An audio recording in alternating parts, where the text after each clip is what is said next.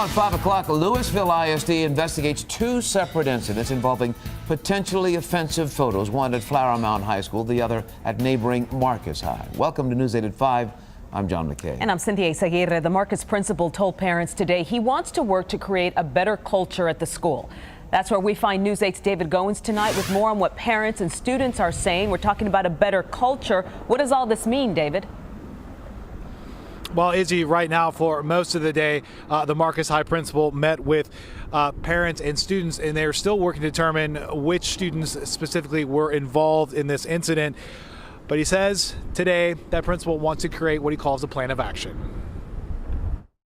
It is not the attention any high school wants. What can we do to really create empathy in the school? But for Prophetess Hayden, what's happening today at Marcus High is long overdue. I want to know a plan of action. This grandmother of two Marcus High students spent Thursday meeting with its principal, Gary Schaeferman, one day after the principal sent home this letter to parents acknowledging a highly offensive photo of a Marcus High student pointing at a whiteboard with a racist comment and a swastika. The post made the rounds via Snapchat, and Hayden says she learned about it from her two granddaughters, a junior and freshman at Marcus. School leaders say they are working to find out which students were responsible for that racist message, and discipline will follow. The concerns come on the same day that this photo from Flower Mound High School surfaced, showing a doll hanging from the ceiling by a hairdryer cord in a locker room.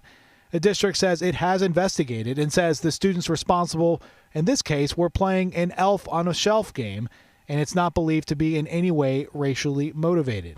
Back at Marcus High, I always see the glasses half full. Hayden sees a combination of poor judgment and insensitivity by a small number of students as an opportunity for student-led change against hateful rhetoric. Her granddaughter, Maya Fuller, told us after school she plans to be a part of that change. You should really think twice about things that you do, and not what you might consider a joke might not be a joke to everybody else.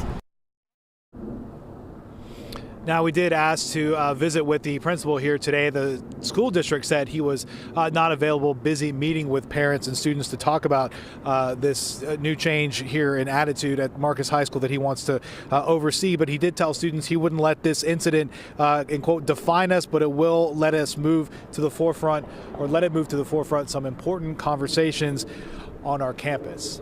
Live in Flower Mound, David Goins, Channel 8 News. All right.